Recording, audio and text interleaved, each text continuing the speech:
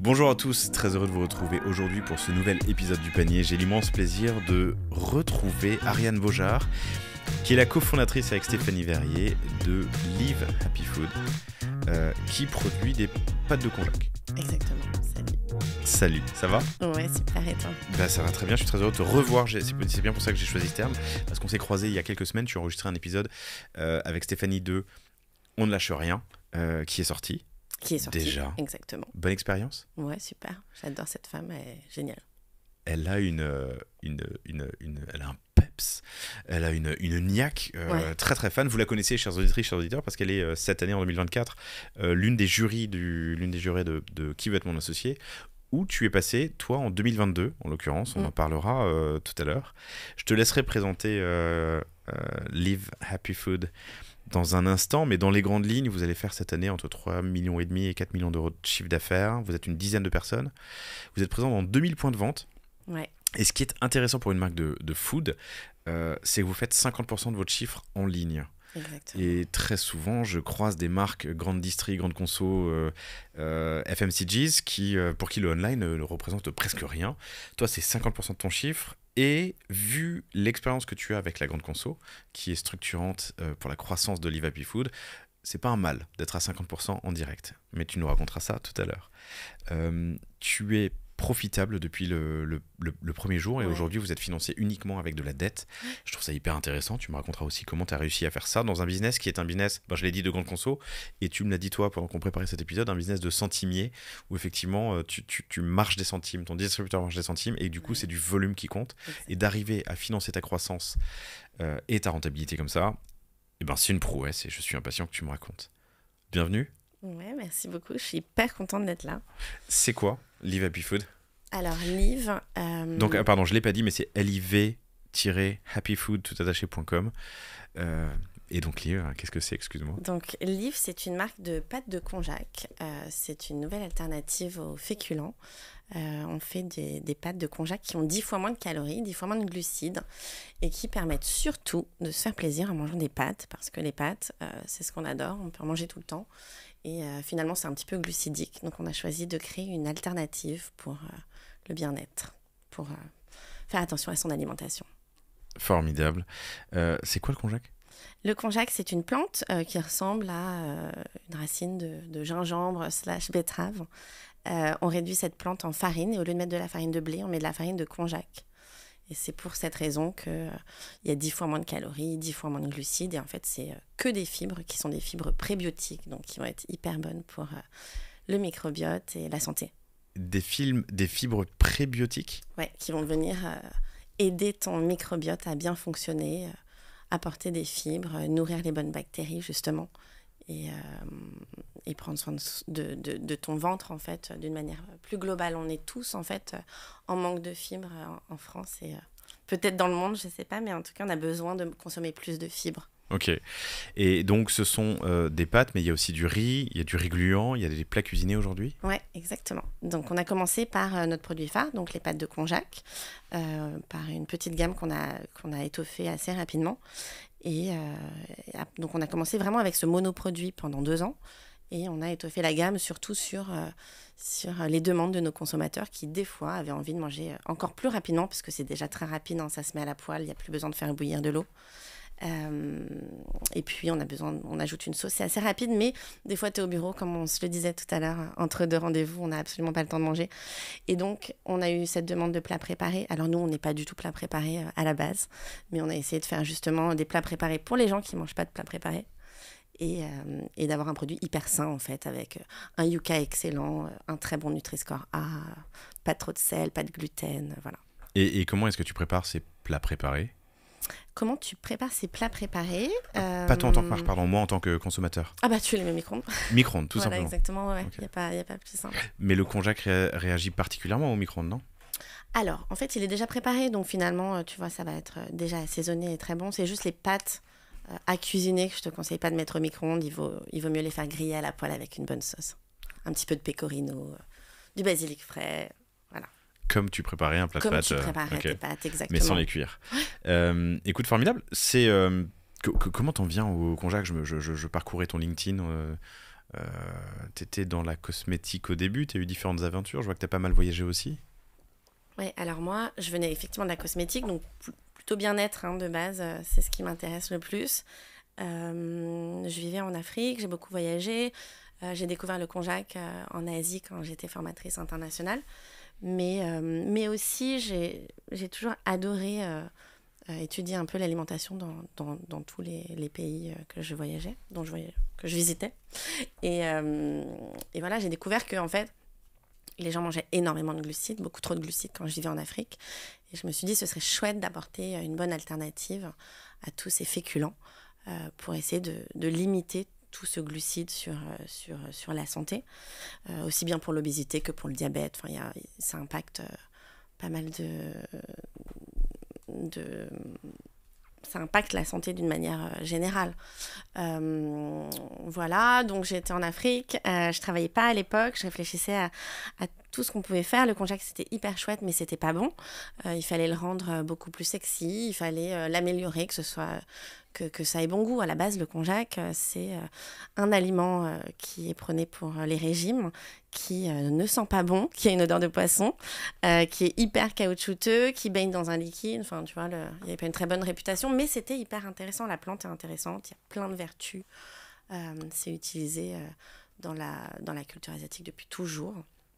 Donc, il fallait le rendre sexy et l'adapter à notre marché français. Et tu aurais pu le lancer en Afrique? Enfin, tu rentrais à ce moment-là en France et tu as décidé de lancer sur le marché français? Exactement. Ouais, je vivais en Afrique. Pour la petite histoire, moi, j'étais mariée avec un serial entrepreneur qui vivait en Afrique. Donc, j'étais kind of desperate as wife. Tu vois, je travaillais pas et j'étais déjà dans le healthy. Je créais des brunchs un peu plus sain que ce qui existait parce que l'offre était vraiment très, très, très limitée. Et j'avais envie de monter ma boîte, j'avais envie de faire quelque chose qui a un impact. Tu vois, à 30 ans, pas travailler, c'est un peu clivant, surtout que j'avais pas d'enfant. Donc voilà, je suis rentrée en France, j'ai quitté mon ex-mari, je me suis donnée à fond dans cette entreprise, dans cette aventure. Du coup, tu passes du tout au tout parce que monter sa boîte... tu vois, c'est un gros challenge, aussi bien financier que personnel. Au début, tu es un peu seule. Mais j'étais complètement animée par ce que j'avais en tête. Tu me disais aussi que le konjac avait mauvaise réputation avant? Ouais, alors un peu toujours parce qu'on n'a pas encore réussi à se faire connaître de tous. Mais effectivement, en fait, tu arrives sur un marché où tu parles de konjac, donc la plupart des gens te disent le kon quoi. Donc c'est pas connu, ou quand c'est connu, c'est pas aimé parce que c'est un produit qui sent le poisson, qui n'est pas du tout sexy. Le konjac ne prend pas la sauce. Donc, tu manges ça parce que tu es obligé et finalement, tu n'as pas envie d'y revenir. Donc, il fallait faire connaître le produit et faire changer d'avis les gens qui éventuellement connaissaient déjà. Ce qui était intéressant, c'est que les gens qui connaissaient déjà étaient quand même la cible. Donc, tu vois, c'est là où on a eu un vrai impact parce que comme on a bien travaillé la texture, qu'on l'a améliorée avec du tapioca, de la fibre d'avoine sans gluten, la différence est flagrante et donc les gens le voyaient tout de suite. C'est intéressant, j'aimerais bien comparer, donc je le montre à l'écran pour ceux qui regardent. Tac, vous le verrez là, je le mets devant cette caméra, je devrais y arriver. Ouais, super, là vous le voyez. Oh, c'est beau ça, avec un beau bokeh derrière. Donc c'est un paquet de 1 à 2 personnes qui fait combien de grammes? 200 grammes. 200 grammes et qui dit et donc 70 calories, je vois 35 calories pour 100 grammes. Là je suis sur les nouilles de konjac en équivalent nouilles classiques pleines de gluten et de on serait à combien? De glucides, ça tourne et de glucides surtout environ 300 calories, ça dépend si c'est des pâtes fraîches, des pâtes sèches, ça dépend de la cuisson également, mais effectivement c'est 80% de glucides alors que là tu en as que 8. Donc, et puis là, tu as énormément de fibres, donc en fait, ça n'a pas du tout le même impact sur ta glycémie. Non, c'est bien mieux, quoi. Ouais. C'est plus léger quand tu le manges, tu te sens mieux, tu n'as pas un coup de barre, tu n'as pas mal au ventre avec le gluten. Et en plus, tu peux t'en servir pour perdre du poids parce que le konjac est validé comme aliment perte de poids.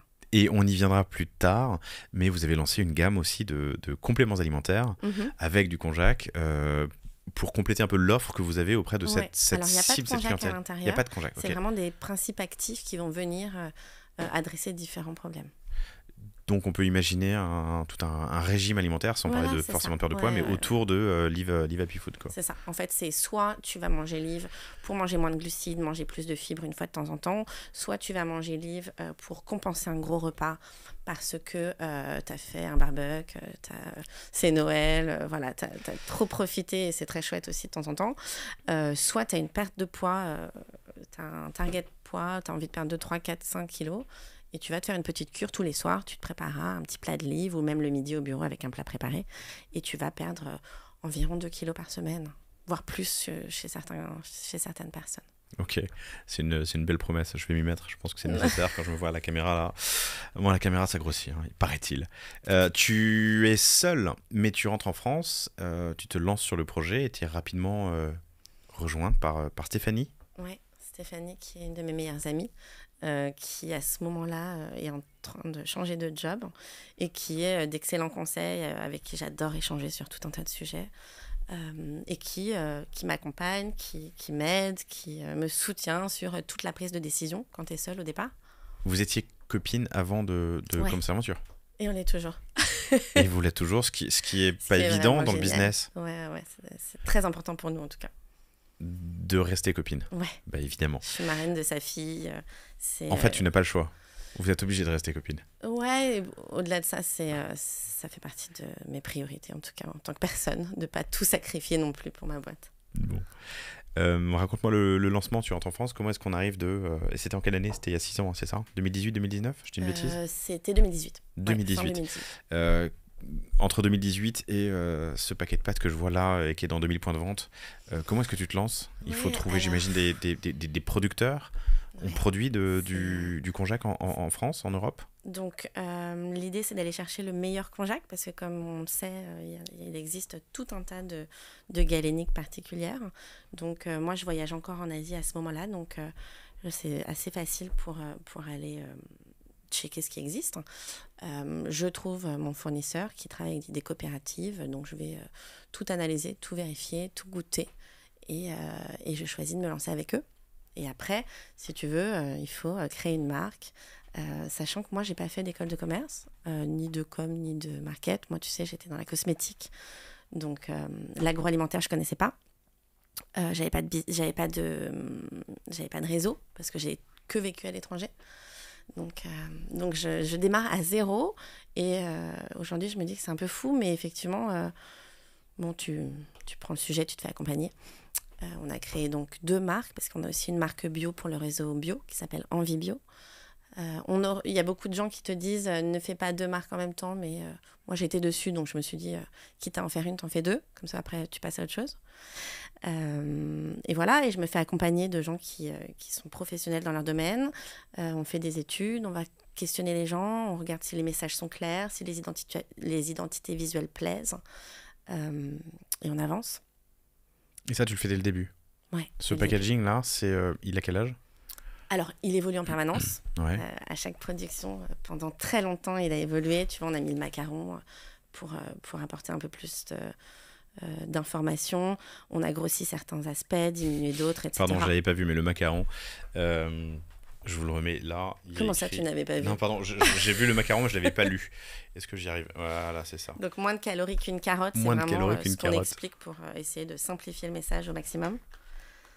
Et effectivement, tu rajoutes le Nutri-Score. Voilà, tu adaptes ton packaging en fonction tu t'améliores en fonction de ce qui se passe. Tu évolues et le packaging est plutôt resté tel quel. Il a juste évolué un petit peu. Mais effectivement, il faut le challenger, aller voir les consommateurs, voir si les messages sont clairs et avancer comme ça. Alors, on te dirait que c'est un packaging qui n'est pas forcément grande distribution, que ça fait un peu... Bon, moi, je viens de la cosmétique, donc peut-être que ça se voit un petit peu. Mais alors, on ne s'improvise pas, tu l'as dit toi-même, agro et grande conso. Effectivement, tu as des codes en grande conso. Quand vous faites accompagner, c'est une agence, un free, il a ses codes? Non, il n'a pas ses codes. Surtout que nous, on a une idée très précise de... Enfin, ils ont certains codes, évidemment. C'est pas une agence, c'est une graphiste qui est géniale. Moi, j'ai une idée très claire de ce que je veux. J'ai fait énormément de tests, tu sais, avec ton petit croquis avec ton petit croquis que tu mets dans les rayons. Et je regarde si c'est impactant, je regarde si c'est clair. Et comme tout ce qu'on fait chez Liv, on a une idée assez précise de ce qu'on veut et on essaye de sortir un peu des codes et de ce qu'il faut faire. Non, mais ce qui est intéressant sur ce packaging, en tout cas, c'est qu'il passe dans une boîte aux lettres. Donc sur la partie 50% de D2C, donc qui est votre site et Amazon. Alors, on vend par colis de 6, hein, donc il passe pas du tout dans la boîte aux lettres. Il passe pas dans la boîte aux lettres par colis de 6. Ok, j'aurais dû te poser la question avant. Top. Tu commences par le e-com? Non, au départ, on n'a pas de site. On commence par faire un salon. On rencontre. Quel salon? Alors, on a commencé par le salon Natexpo avec notre autre marque bio, mais on se rend compte qu'en fait, on rencontre un des acheteurs de chez Carrefour qui veut du konjac, etc. Donc, on se rend compte qu'il va y avoir pas mal de demandes. On fait un test avec un premier Franprix qu'on rencontre aussi sur le salon. C'est un indépendant. Et on fait le premier test comme ça. Un indépendant qui accepte de vous laisser un peu de place sur un rayon. Exactement. Pour tester les produits. Voilà, c'est ça. On négocie des prix. Au départ, on n'est pas du tout sur le prix, ni sur... Au départ, voilà, tu fais juste un test, en fait. Donc, tu dis oui à tout et tu fonces et tu vois ton produit pour la première fois en rayon et quelqu'un qui le met dans son panier. Enfin, c'est assez dingue en y repensant. Mais on commence par un Franprix, puis un autre, puis 6. Donc... on fait nos preuves avec cet indépendant, puis on va voir la centrale, puis on fait un test sur 50, puis après on rentre dans tous les Franprix, et puis ça s'accélère avec Carrefour, et puis Intermarché, etc. Mais ton premier rendez-vous en centrale, alors que tu n'as pas l'expérience et que tu as testé ton produit dans un supermarché, enfin, il y a des codes dans la grande distribution. Ouais. Non. Alors là, je me fais accompagner avec un directeur commercial externe, donc quelqu'un que je rencontre via le réseau. Le réseau ? Le réseau. Alors, je suis rentrée dans pas mal de réseaux food, donc notamment l'ARIA, qui organise des rencontres avec la grande distribution. Je rencontre Mamadou qui vient me donner un coup de main et qui m'apprend le langage de la grande distribution. Donc, je pourrais te faire des phrases en acronyme imbitables, mais tout ce qui est franco, frais de port, enfin franco, palettisation, EAN, donc les codes barres. Et j'apprends tout ça sur le tas, monter une palette, après tu te retrousses les manches et tu vas... T'en as monté toi-même, hein, des palettes. Ouais, c'est sûr que quand ta palette est refusée par un client parce qu'elle a été... il y a eu une erreur sur la palettisation par ton logisticien, tu mets des chaussures de sécurité, un petit gilet orange et tu fonces.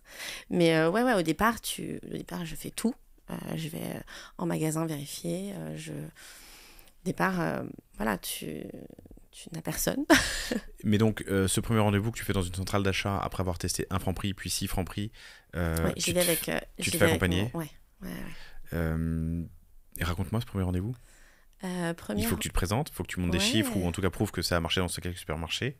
Alors en fait, ouais, tu fais un test, donc tu négocies, tu prouves qu'il y a une demande client, tu parles effectivement des chiffres sur ces 50. En fait, en grande distribution, ils veulent tout valider, tout checker, et ils prennent pas un produit qui n'a pas déjà des VMH, donc des ventes moyennes hebdomadaires. Et donc, ils veulent des chiffres, et ils font des tests. Et c'est très contraignant parce que tu n'as qu'un certain laps de temps pour faire tes preuves. Donc, tu dois avoir vendu tes produits, regarde tes ventes. Et il faut absolument avoir fait tes tests sur ces quelques semaines de tests. Enfin, avoir fait tes preuves sur tes semaines de tests. Et après, c'est validé. Donc, il y a énormément de boîtes qui vont peut-être acheter leurs produits. Il y a des petits tricks comme ça parce que le laps de temps est trop court. Et en plus, c'est le début, donc tu n'es pas forcément connu. Et en même temps, on avait très peur que ça ne fonctionne pas au tout début. Et finalement, on est harcelé de mails et de textos. Mais je ne vous trouve plus, mais il n'y en a plus, etc. Parce qu'après, il n'y a pas de recommande. Donc, on fait nos tests et nos preuves sur tous ces magasins. Et ça se passe pareil dans toutes les enseignes. On parle de combien de magasins ? On se parle de 50 magasins au départ. Donc après ton rendez-vous avec la centrale. Ouais. Pour lancer des tests et voir la VMH. Vente Exactement. moyenne hebdomadaire, hein, c'est ça ? Ouais, c'est ça. Il y a un autre KPI qui est important, non ? Ton taux de rotation, il est défini par tes VMH et ton taux de réachat, en gros. Oui, exactement. Okay. C'est uniquement ces KPI-là qui regardent. Ok. Donc, test sur 50 magasins. Là, tu t'improvises un nouveau métier encore, palettiser, et du coup, envoyer tes palettes dans ces 50 magasins. Et donc, j'imagine... Là, j'ai quand même un logisticien. Ouais, trouver un partenaire, j'allais dire. T'en as eu 3 à date, hein, c'est ça ? Ouais, la logistique, c'est très, très important. Être bien entouré avec des partenaires qui croient en toi et en qui tu as confiance. Pour nous, c'était une priorité. Au départ, c'était pas du tout le cas parce que la logistique, c'est un monde très particulier, comme on se disait tout à l'heure. Et même en 2024, tu me disais que c'est un monde d'hommes. C'est un monde d'hommes, ouais, les gros trouvent le produit assez anecdotique. Et voilà, c'est assez compliqué. On a changé 3 fois. Aujourd'hui, on a un partenaire qu'on adore, avec lequel ça se passe hyper bien, qui est extrêmement réceptif quand on a des enjeux de trop de stock ou d'urgence, ou des gens qui comprennent qu'il faut être agile. Donc, rendez-vous central d'achat qui se passe bien. On va partir en test sur 50 points de vente. Quel est le volume de cette commande? On parle de combien de produits ou en valeur? Je me souviens plus exactement, mais on doit se parler d'une demi-palette, 180 colis. Je sais plus. On se parle de 2 colis par magasin. Moi, c'est ma plus grosse commande.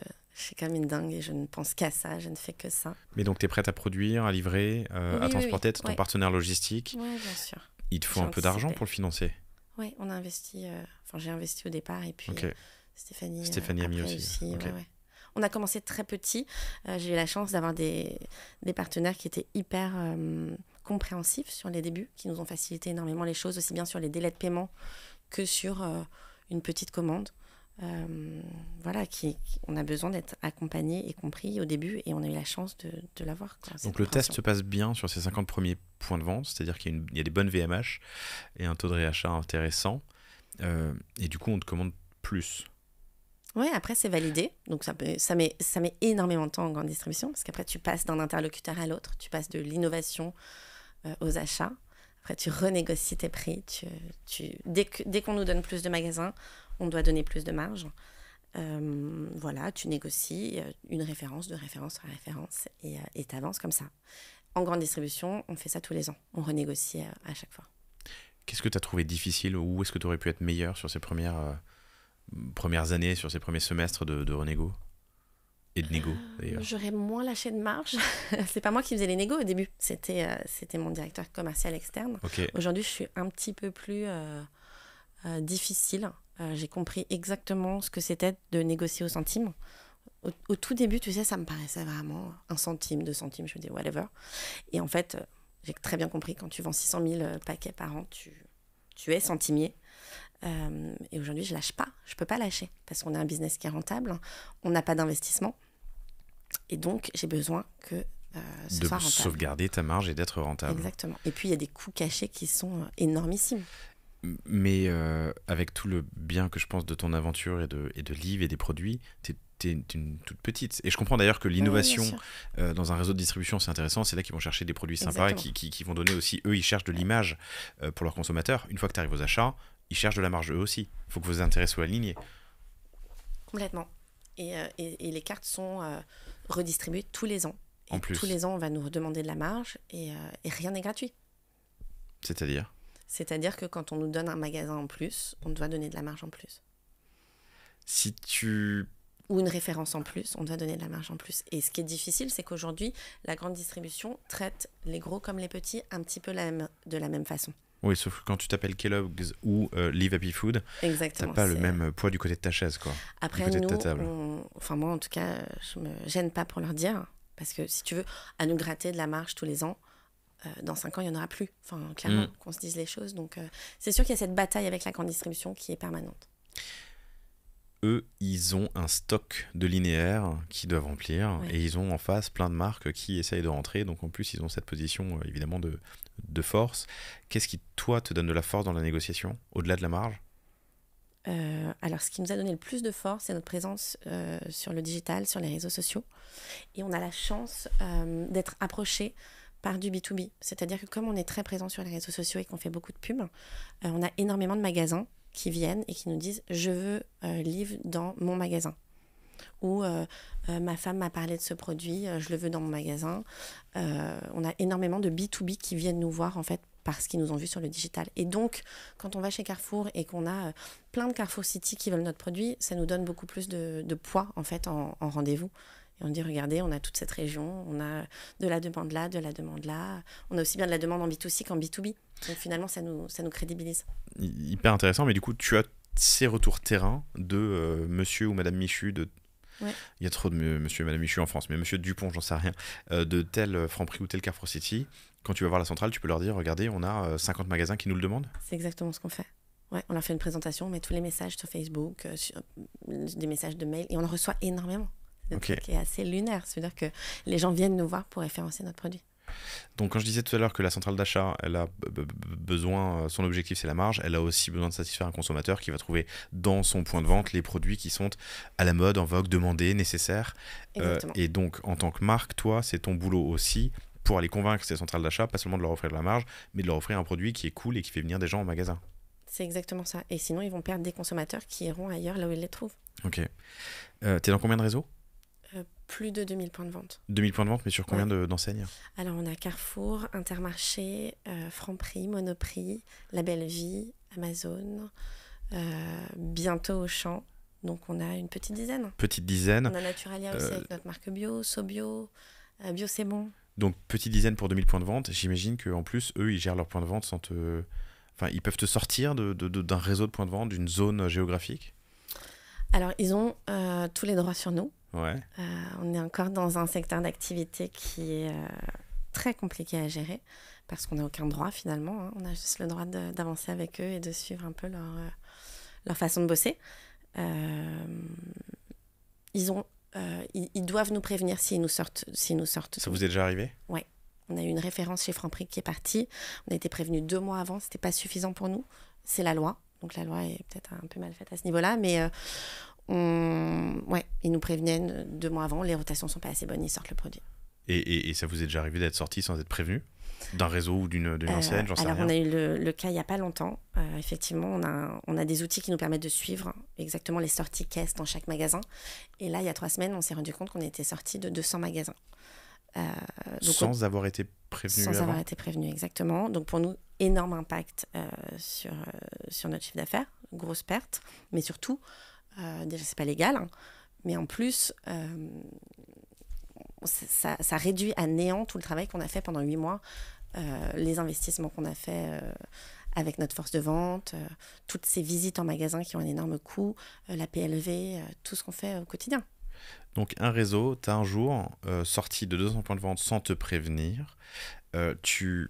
Alors je trouve ça incroyable, surtout qu'en plus j'imagine toute une appro derrière à gérer, mais surtout, alors tu m'as dit que tu as des outils de suivi de ce qui passe en caisse ? Ouais, qu'on paye, hein, qui rien n'est gratuit. C'est quoi ? C'est un outil qui permet de voir dans combien de magasins on est. Ça nous permet en fait de suivre, quand on a envoyé nos commerciaux en magasin, ça nous permet de suivre si le produit est bien en rayon, s'il y a bien des sorties caisses et de piloter notre présence en magasin. Et comment s'appelle cet outil ? Ouais, je peux pas te le dire parce que c'est en fonction de l'enseigne, mais si tu veux... Ah, c'est par enseigne qu'il y a des outils, d'accord, compris. C'est eux qui nous mettent ces outils à disposition. Donc je parle pas de cette enseigne parce qu'on est en train de résoudre le problème. Et, Pardon, j'ai compris. Je croyais que c'était un outil extérieur qui aurait pu être lié aux caisses. Okay. On est en train de résoudre le problème. Effectivement, on a des interlocuteurs qui finalement sont là, mais il y a aussi des personnes qui appuient sur un bouton et décident de ce qui va se passer pour l'entreprise. C'est ouf parce que dans les valeurs que tu me donnais tout à l'heure, il y avait cette... alors évidemment le bien-être, la santé, mais tu me disais il y a un truc qui est fort, c'est le contact. Et tu me disais sur le site de Live, alors je suis pas allé vérifier, live-happyfood, chers auditrices, chers auditeurs, allez y faire un tour, on trouve ton 06. Exactement. Il n'y a pas d'équipe enfin il y a sûrement des équipes de SAV, mais tu as besoin d'avoir ce contact direct. Toi, de l'autre côté, quand on te sort de 200 points de vente, tu as quelqu'un à appeler ? Oui. Ouais. Après 5 ans, j'ai quelqu'un, j'ai des mails, j'ai beaucoup de mails. Pour nous, c'était un drame, donc inutile de dire qu'on n'a pas trop mâché nos mots. Effectivement, l'enseigne a répondu présent et a... Essaye de résoudre le problème en tout cas avec vous. Ouais. Quoi. Okay. Il y a des discussions autour de la marge. J'imagine que du papier toilette au plat cuisiné jusqu'au les présentoirs, les PLV devant la caisse, les marges qu'on te demande sont pas les mêmes. Toi, tu as un produit qui est pas frais. Oui, nous on est dans le rayon du sec, donc dans l'épicerie salée. Les marges sont différentes dans la grande distribution. Si tu es en devant de caisse, tu vas donner... 60%. Si tu es en épicerie, c'est plutôt 35, 40, 45. en fonction de ton produit, en fonction de tout un tas de... Ça, tu l'as appris sur le tas? C'est ton directeur commercial qui te l'a donné? Non, c'est en parlant avec les enseignes. Et encore une fois, ça évolue parce que avec les facteurs externes, le Covid, la crise, tout ce qui peut se passer, qui vont venir impacter les sociétés. Donc, aussi bien les enseignes que nous. Et en fait, d'un côté, quand tu es en... comment on appelle ça, les trucs devant la caisse? Devant de caisse. Les devants de caisse. Quand tu es sur un devant de caisse, c'est aussi du marketing pour toi, parce que tu vas être visible de 100% des gens qui passent. Plus de marge, et c'est pour ça que tu donnes plus de marge aussi, je comprends. Et du coup, cette question s'est posée, parce qu'on pourrait... Quand tu es en... Tu m'as dit que c'était pas du frais, c'est du... C'est du sec. C'est du sec. Le plat cuisiné, on pourrait le mettre dans les rayons frais, par exemple, à l'entrée des magasins? Alors, on a nos plats cuisinés chez Monoprix, au rayon frais. Et dans tout le reste de nos enseignes, c'est en sec. Mais ma question était, est-ce que dans ta négociation avec les centrales d'achat, tu choisis ou tu as une marge de manœuvre sur l'endroit où le rayon où tu vas être présent et du coup ta marge? On l'a. On n'a pas forcément son mot à dire jusqu'au bout, mais en tout cas, on peut choisir et négocier. On l'a négocié pour Monoprix parce que ça fait sens, c'est assez urbain, donc en fait, quand tu sors du bureau, tu vas chercher ton plat et chez Monoprix, c'est plutôt cohérent. Dans les hypermarchés Carrefour notamment et même Intermarché, on a nos plats préparés dans le rayon diète avec le reste de la gamme. Ok, compris. Tu leur envoies les palettes, ils font la mise en rayon eux-mêmes? Est-ce que parfois on te demande de faire de la mise en rayon? Oui, il y a des enseignes effectivement qui nous demandent de mettre en rayon ou où on va devoir payer quelqu'un pour le faire en plus. La grande distribution, c'est pas simple. Il faut savoir que on travaille beaucoup pour checker le linéaire, voir si les produits ont bien été commandés, faire commander. Tu te dis, bon, peut-être que c'est la grande distrib qui commande ses propres produits. Mais non, il faut être Attends, faire commander, ça veut dire que tu vas être référencé en centrale et que le directeur de magasin peut ou non commander les produits, c'est ça? Alors après, c'est aussi parce qu'ils ont énormément de marques, de produits, et que des fois, c'est géré comme ils le peuvent. Il faut faire commander si tu as une rupture, par exemple, ils ne l'ont pas forcément vu. S'il y a eu des vols notamment, s'il y a eu des erreurs de stock, ton stock est à 0, non, ton stock est à 3, alors qu'en fait, il y a eu 3 produits en moins, et du coup, tu restes en rupture et personne ne l'a vu. Donc en fait, nos équipes commerciales passent en permanence dans tous nos points de vente en France pour faire ce travail. Mais quand on est une petite start-up de la food et vous êtes quoi, une dizaine de personnes, tu m'as dit, hein, c'est des équipes internes, il y a des boîtes spécialisées là-dedans? Oui, il y a des boîtes externes. Donc tu fais accompagner où on le fait en interne et on fait des opérations commando sur des régions dans lesquelles on ne peut pas aller. On a un commercial dans le sud et après on fait des boosts par région en général pour essayer de mailler un peu le territoire. Qui fait potentiellement de la mise en rayon, en tout cas qui check si le stock est juste, qui propose au directeur de recommander, qui fait de l'animation aussi? Ouais, l'animation de point de vente, qui va mettre de la PLV, qui va négocier des TG, des têtes de gondole.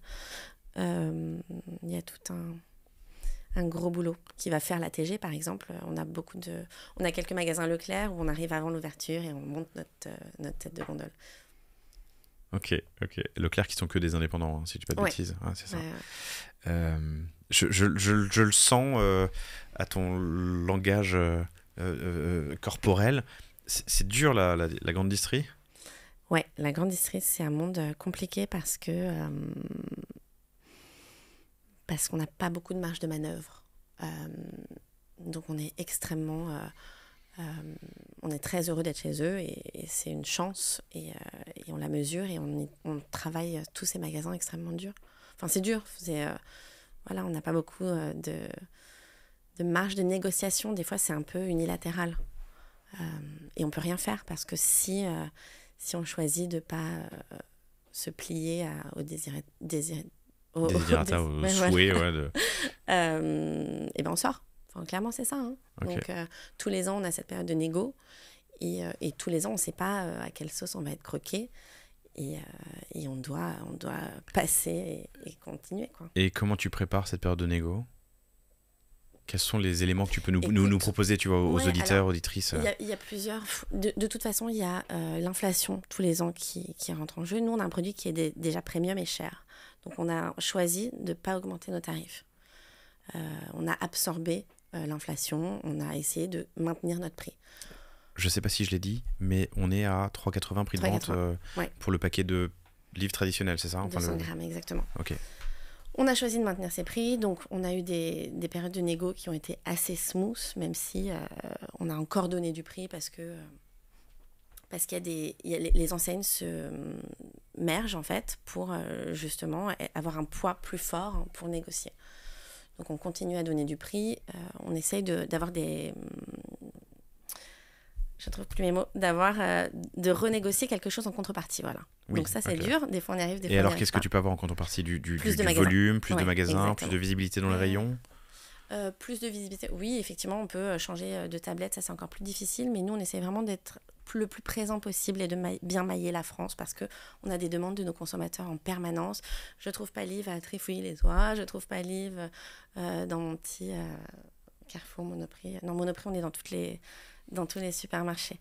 Mais voilà, on essaie de négocier plus de magasins. C'est juste un domaine d'activité qui est compliqué. Maintenant, heureusement, on a cette activité sur notre site. Et on y vient. Et ça facilite les choses.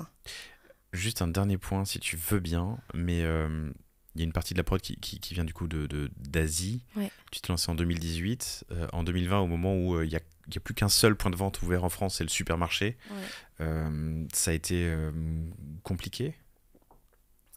Alors pour nous, ça a été plutôt une opportunité. Parce que... Je parle de tension en termes d'appro et de... Tu vois.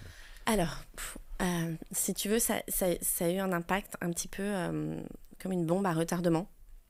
Au départ, effectivement, c'était une opportunité, donc on était hyper contents. Et après, on a eu des gros enjeux sur le transport. On a nos marges qui ont disparu parce qu'on a fait x5 en transport.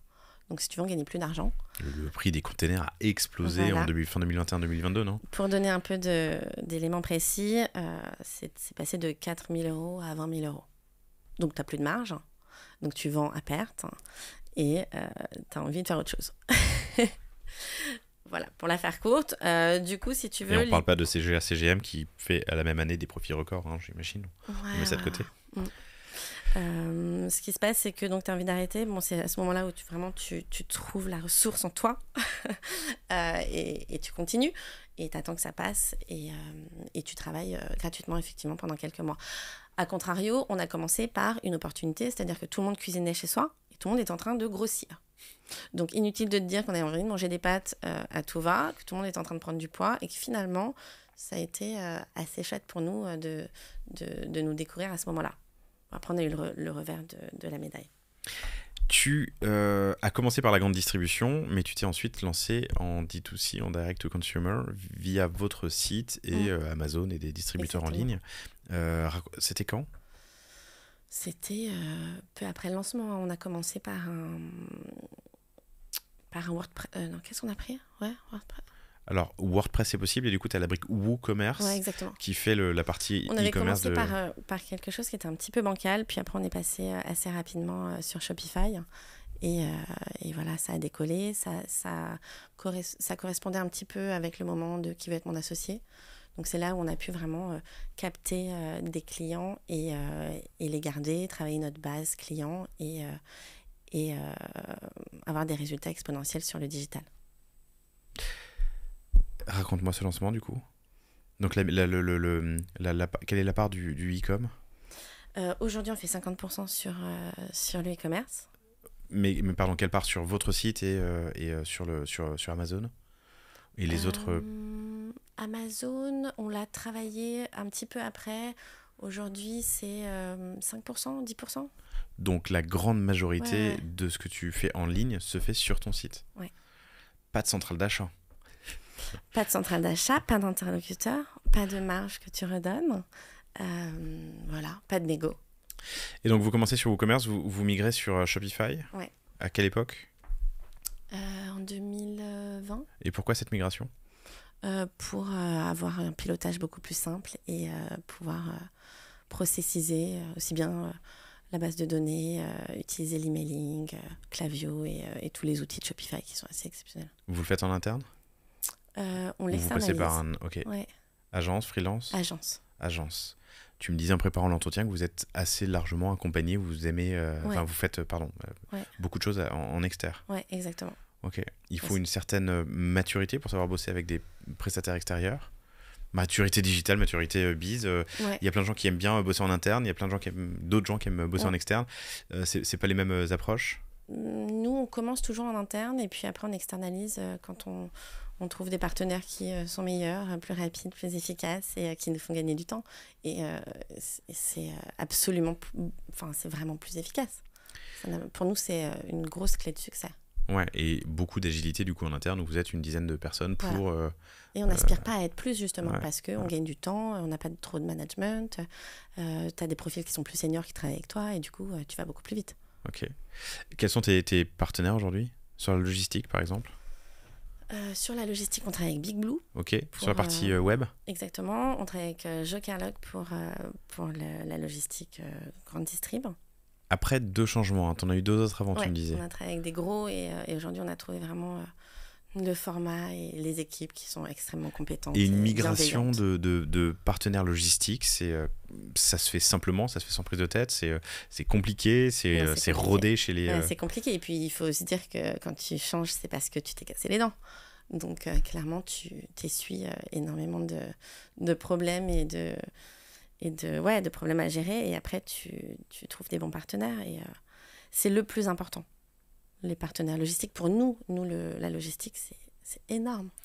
Bah, quand tu es aussi présent en grande conso et que ça représente autant de ton chiffre, oui, évidemment, il faut... On stocke peut-être 150 palettes par mois. Donc, Et il te faut un buffer important, j'imagine, parce que en grande conso, tu as des reorders, tu as des recommandes, comment on dit, des recommandes, my god, désolé, des commandes régulières pour faire de la réappro sur tes points de vente sur lesquels tu as le plus de rotation, j'imagine. ouais.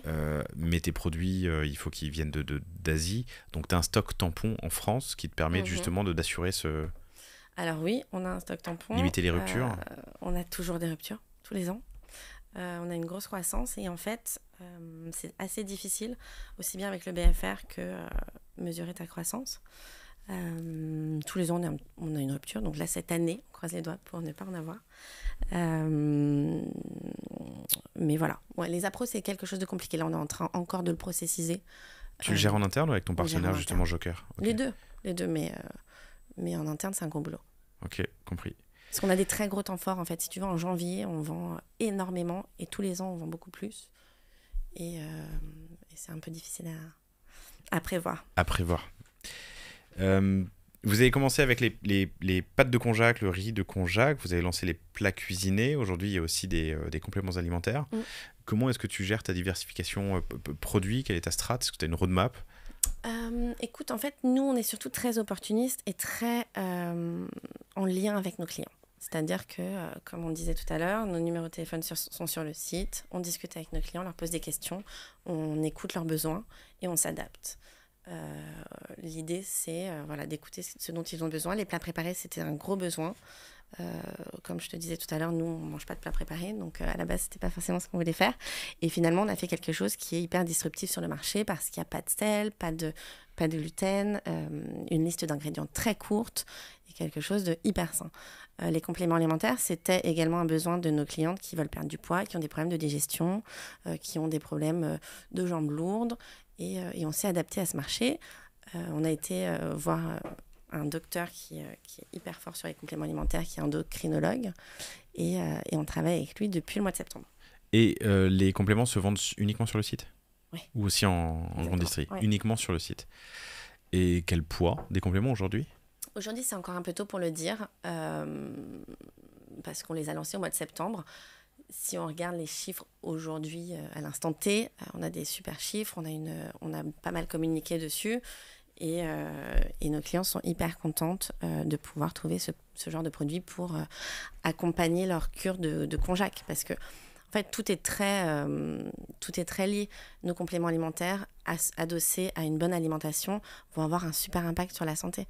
Donc, si tu veux, ça a du sens parce que les canaux, les différents produits vont se compléter au cours d'une expérience d'amélioration de Ta santé, ton cure, bien-être, Ouais, bien sûr, voilà. compris. Ok, Ça cool. va venir en fait compléter les résultats. Tu vois. J'aimerais bien parler un peu de marketing et de levier d'acquise. Vous faites pas mal d'achats médias. Ouais, on C'est a le principal levier. ce levier-là et les emails. Et les emails, C'est ok. assez énorme, ouais. Ouais, on a un bon taux d'ouverture. C'est des gros leviers de croissance pour nous. On a choisi de vraiment travailler notre base client. Donc l'idée, c'est d'augmenter le returning à chaque fois, d'augmenter la base client et d'augmenter aussi le panier moyen. Donc c'est pour ça qu'on étoffe notre gamme. Mais donc ça, c'est sur l'email qui te permet de travailler ta base. Ouais, Vous le faites en interne ou en externe? en externe. On Avec travaille avec l'agence Imelio. Emailio, ok. Quel taux d'ouverture? On est autour de 43, 44. Nice. Ouais. Pour combien d'emails? On Par envoie mois? environ 8 emails par mois. 8 emails par mois? Ouais, on est un peu agressif. Bah, les gens qui n'aiment pas se désinscrivent. Donc, Mais c'est assez lunaire que les gens continuent à ouvrir et ça, c'est depuis le début, quoi. qu'est-ce que tu leur dis dans ces emails? Qu'est-ce qu'on leur dit? On leur envoie des recettes, on leur envoie des actus, on leur envoie des codes promo, un peu de news, des articles. Il y a toujours du contenu assez intéressant. Ok. J'imagine, Là, c'est sinon il ne l'ouvrirait pas. Mais donc 45% de taux d'ouverture. Et tu as une idée de la contribution au chiffre d'affaires en ligne de l'email? Non, j'ai pas ces chiffres. Mais par importante, par Mais c'est significative, c'est une grosse partie. la plus importante? Ouais, ça fait partie des plus grosses. Ouais. Partie des plus gros Grosse partie, leviers ouais, en ça. contributif Ouais, au chiffre d'affaires, c'est donc l'email que vous faites avec Emailio. Pour 45% de taux d'ouverture, c'est bien 8 emails par mois et j'imagine ensuite pas mal de scénarios de relance, enfin les trucs traditionnels, quoi. Exactement. Vous êtes avec Klaviyo? Ouais. Tu m'as dit ça tout à l'heure, hein, il me semblait bien. Ok, très bien. Donc email, on le dit suffisamment sur le panier, hein, vous le savez. Et puis on a reçu Thomas d'Email Club, en long, en large et en travers, on a creusé ces sujets, ainsi que la fidélité assez récemment, je vous invite à l'écouter. Vous avez un programme de feed? Justement, on s'est beaucoup posé la question. Nous, en fait, la manière dont on travaille, si tu veux, c'est que l'idée, c'est de simplifier tous les messages. Donc, tu vois, on a un produit qui est quand même méconnu. Les gens se posent des questions, etc. Donc, vraiment, c'est de simplifier tous les messages, simplifier la façon de le cuisiner, simplifier la communication. Et on trouve que ça complexise les choses. Le programme de feed? Ouais. Ok. Et si tu veux, on n'en a pas forcément besoin parce qu'aujourd'hui, les gens se parlent de livres d'une manière assez systématique et vont s'offrir des paquets pour le faire découvrir. Et le bouche à oreille est énorme. Donc, c'est quelque chose qu'on n'a pas mis en place plutôt par choix. On est en train de se poser des questions pour les SMS, WhatsApp, etc. Mais on n'a pas envie de travailler avec des robots enfin, des robots. des chats. Des chats. Ouais, si tu veux, l'idée, c'est vraiment que ce soit simple. On a une clientèle qui est de 30 à 75 ans. Donc, si tu veux, les gens nous appellent, on répond à la question. Et ils adorent cette façon de procéder et vont en parler autour d'eux assez naturellement. Tu connais ton taux de réachat? Ouais, alors attends, c'est assez... c'est autour de 28%. Alors Ariane est venue très préparée puisque je vois qu'elle a 4 pages de notes sous les yeux. Non mais c'est très bien, ça me fait plaisir. Ça me donne plus d'importance à moi le panier, donc je suis touché. Si tu veux, c'est pas moi qui gère ces domaines. Le digital, c'est vraiment Steph qui gère tout ça. Donc je me suis dit, oulala, faut que je prépare les chiffres. Moi, je suis surtout sur la partie commerciale et com, tu vois. Donc j'essaie de pas trop me polluer d'informations parce que j'en ai déjà beaucoup. Mais ouais, on a un bon taux de réachat qui tourne autour de 28%. Eh bien, restons sur le commercial et la com, justement. Tu m'as dit de l'email, gros levier d'influence, gros levier, pardon, d'activation et de réachat. Tu fais de la conquête, j'imagine, avec de l'achat média sur de nouveaux acheteurs et acheteuses. On fait des UGC, on fait des vidéos. Tu m'as jamais vu en train de faire un feedback. Non, on est pas mal présent aussi bien sur Google que sur Meta. Okay. C'est une grosse partie de notre travail. Qu'est-ce qu'on fait également? On a fait pas mal d'influence. Vous avez fait de l'influence? Ouais. On a travaillé avec beaucoup d'influenceurs qui adorent notre produit et justement, à un moment donné, si tu veux, c'était devenu la mode de parler de livres. Aujourd'hui, on a un petit peu diminué. On travaille quand même... on continue toujours un petit peu d'être présent, mais on le fait un peu différemment. On a besoin d'être très héroïste dans notre façon de faire du média, de faire de la pub. Donc, si tu veux, avec Meta, c'est très facile parce qu'on maîtrise notre cost et on va justement gérer nos investissements comme ça. Ok, on a besoin d'être très héroïste dans notre approche. Vous êtes autofinancé, je l'ai abordé rapidement tout à l'heure, mais vous êtes autofinancé depuis le début, uniquement de la dette, Ouais, c'est ça, exactement. la banque Ouais. La dette à la banque, je parle comme un... Pourquoi ce choix? Pourquoi ce choix? Parce qu'on avait envie de garder notre liberté, de travailler un peu comme on en avait envie.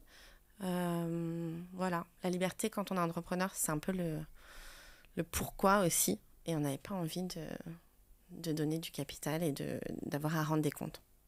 Ok, et t'en as pas eu besoin jusqu'à présent? Et on a fait en sorte de ne pas en avoir besoin. Ouais, et comme dit... Après, je te dis ça, mais comme je te disais tout à l'heure, on a eu des moins 80 000 en découvert sur notre compte, là où on ne dormait pas trop. Mais voilà, il y a eu des gros trous. Parce que si tu veux, quand on lance un nouveau produit, on a besoin de financer les innovations. Donc, Et puis d'aller le mettre en rayon. alors, d'aller le mettre en rayon, mais je pense que le plus gros Et ça coûte cher. c'est quand même, quand on a lancé nos plats préparés, on a eu la chance de le faire après Qui veut être mon associé. Donc, on avait gagné l'argent avec la visibilité. Donc, on a fait plus de 300 000 € en quelques mois. En ligne? Ouais. Donc du cash tout de suite. Exactement. Ouais. Et donc, ça nous a permis de lancer les premières prods. Quelles Les sont... prods à 50 000 €. Donc, il faut pouvoir les financer. Il faut pouvoir les financer. Tes délais de paiement, grande distri, c'est quoi? C'est 45 jours. 30 jours fin de mois, ce qui correspond à 45 jours. À 45 jours. Post-passage de commande ou post-livraison? Passage de commande. Ok. Donc, non, livraison, je te dis. livraison. Ouais. Donc ça veut dire qu'en Ouais. vrai, il passe commande, toi tu vas passer commande auprès de tes fournisseurs, ou De toute façon, le livrer si si tu l'as en tu stock. veux, entre la commande et la livraison, il se passe 5 jours. Donc, Ouais. tu vois. Après, il y en a qui payent par chèque, le temps que tu le mettes à la banque. Enfin, un peu. Ça c'est vraiment Ouais. un truc de bâtard. Ouais, mais Nous aussi on a des grave. gros clients, et je donnerai pas leur nom, mais je pourrais. Moi aussi, je pourrais, ça me démange d'ailleurs. non, je fais ça. Elle hésite. Nous aussi on a des gros clients qui t'envoient des chèques et tu dis mec, C'est sérieux. c'est juste pour gérer de la facilité de caisse pour eux en fait au final. Bien sûr, mais évidemment, c'est pour gagner quelques jours en plus. Quelques jours en Après, la grande distribution, c'est leur business model, hein, on va pas se mentir. plus. Ouais, et moi c'est même pas la grande distribution, c'est des toi, médias c'est ou des grands vraiment groupes, gratos. Ouais. et t'as du paiement par chèque pour gagner 3 jours. Et en même temps, les mecs, s'ils dépensent, je sais pas, 1 milliard par an, et ben 3 jours, 5 jours, et encore sur 1 milliard, ben c'est pas rien, donc voilà. Mais ce n'est pas une bonne excuse. Donc autofinancé, vous êtes quand même passé à Qui veut être mon associé l'année dernière, 2022. 2022. Quelle expérience t'en gardes avec le recul? Extrêmement positif. On a eu des retours assez incroyables. Les gens étaient hyper mignons. On a eu beaucoup de commandes et aussi beaucoup de soutien parce qu'on n'a pas levé. Et du coup, on a eu vraiment beaucoup d'empathie de la part des gens. T'as une anecdote à ce sujet d'ailleurs? J'ai une anecdote. Oui, t'as une anecdote que tu m'as racontée tout à l'heure quand on prenait un café, d'une commande qui s'est faite en... Ah, mais oui, bien sûr. Ouais, bon, je vais pas dire l'enseigne, mais je voudrais pas qu'il se fasse taper sur le doigt. Bon, cela dit, il est plus là, mais... Mais en tout cas, on le remercie.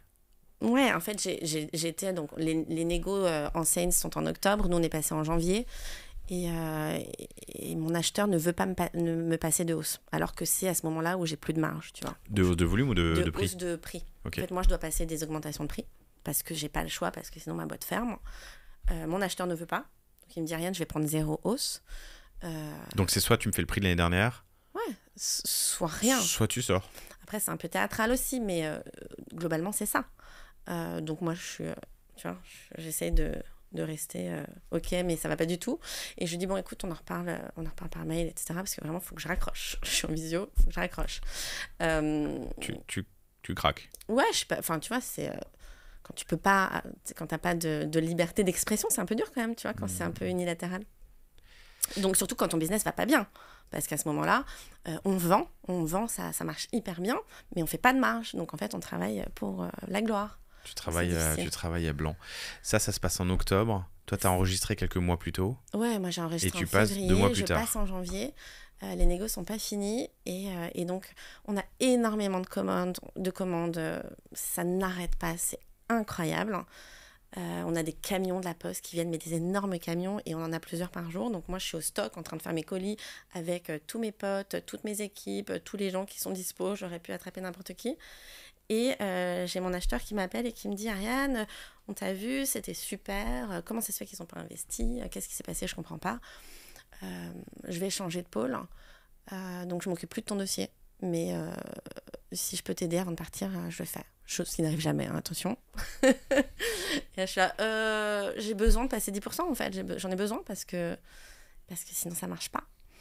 Et il m'aide et il me soutient et ça passe. Et en fait, ça nous a fait perdurer parce qu'à ce moment-là, on en avait besoin.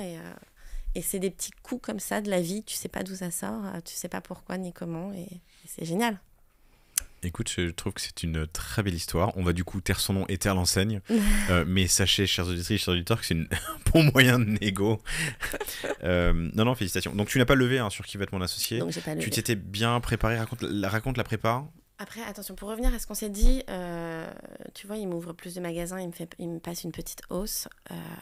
Les hausses, ça passe tous les ans, hein, donc c'est pas non plus un cadeau. Et il faut se dire aussi que c'est quand même chouette d'avoir une marque de Qui va être mon associé dans les rayons. Voilà, tout ça n'est pas juste un cadeau. Même si c'était extrêmement adorable. T'as tout à fait raison de le préciser. J'ai adoré. Ouais. Il faut juste pas croire que non, mais il t'avait dit non et finalement il a dit oui. Oui. Et comment on se prépare? Écoute, on remplit plein de dossiers, on fait 1000 vidéos, on fonce et on a un produit chouette et voilà. T'avais besoin de lever? On avait besoin de lever, on a toujours besoin de cash. On avait surtout besoin d'aller montrer ce que c'était que le Konjac à la France entière. Et si on levait, c'était vraiment génial, quoi. T'es passé à quelle heure? On est passé plutôt vers la fin, mais pas la toute fin. Ok. Je crois, à moins qu'on soit passé en fin. Non, si on avait eu un investissement, tu vois, dans de ces gros business angels, ça aurait été assez magique. Et si on n'en avait pas, c'était pas grave non plus, tu vois. L'idée, c'était d'être là et de prendre la place qu'il fallait prendre, quoi. Benjamin, que je salue, de Unbottle, me disait qu'il y avait vraiment un avant et un après. Alors, ils étaient aussi dans une même configuration où ils ont... même configuration. Ils n'ont pas levé non plus, mais boost incroyable de... Et ils n'ont pas levé, je pensais qu'ils avaient levé. Je dis une bêtise? Je sais pas. Non, peut-être pas. Hein. Non, peut-être qu'ils n'ont pas levé. Bon, Benjamin, si tu nous écoutes, tu me diras, ou vous, chers auditoris. Mais en tout cas, énorme bout de notoriété qui est par descendu ensuite. Ouais, on a eu exactement la même chose, c'est-à-dire que énorme boost, tu passes à une étape supérieure, c'est-à-dire que tu es connu de beaucoup plus de gens, les gens en parlent parce que c'est chouette d'avoir vu cette marque, donc Qui va être mon associé, de l'avoir goûté, de l'avoir aimé, ils peuvent échanger entre eux, ils ont passé des commandes gigantesques sur notre site et on a gardé ces clients parce qu'on a un bon produit et qu'on adresse énormément de besoins, aussi bien sur la perte de poids que le diabète, que le gluten, que les fibres, enfin tu vois, on répond à pas mal de problèmes et on avait juste besoin de cette visibilité en fait. Bon, et ben écoute, on va s'arrêter sur cette note très positive, je trouve ça super. Liv, pourquoi Liv? Pourquoi Liv? Parce que il faut... Vivre la vie. Ouais, exactement, t'as tout compris. Allez, c'est bon. Allez. LIV-Happy Food, HAPPYFOOD, comme happy, comme la nourriture joyeuse. .com, live-happyfood.com pour aller tester les produits. Donc vous avez du riz, des spags, du riz gluant, des plats cuisinés et puis évidemment les compléments dont on a parlé tout à l'heure. Des livres de recettes aussi. Des livres de recettes, vous diversifiez pas mal. 50% en ligne, on a parlé de grande conso, on a parlé de rentabilité day one pour être autofinancé sur ce business de centimier. Ariane, c'était un plaisir. Merci beaucoup, moi aussi. Et je l'ai pas dit d'ailleurs, mais on s'est donc croisé il y a un mois. Si, je l'ai dit en intro que tu allais enregistrer avec Stéphanie, mais que du coup, j'ai commandé, pas sur le site, mais sur Amazon. Et effectivement, très sympa. Et moi qui adore bouffer des pâtes, et je pourrais en bouffer, ça se voit à l'image, je pourrais en bouffer beaucoup. Je retrouve le même sensation, mais avec beaucoup plus léger, quoi. live-happyfood.com. Ariane, merci infiniment. Vous pouvez continuer la conversation avec Ariane sur LinkedIn, Ariane Baujard, Baujard, ou Stéphanie Verrier, Veyrier, la cofondatrice, qu'on salue. Et je vous remercie à toutes et à tous pour votre fidélité. Et puis je te remercie de ta transparence. Okay, non, merci à bientôt. Ciao, salut. ciao.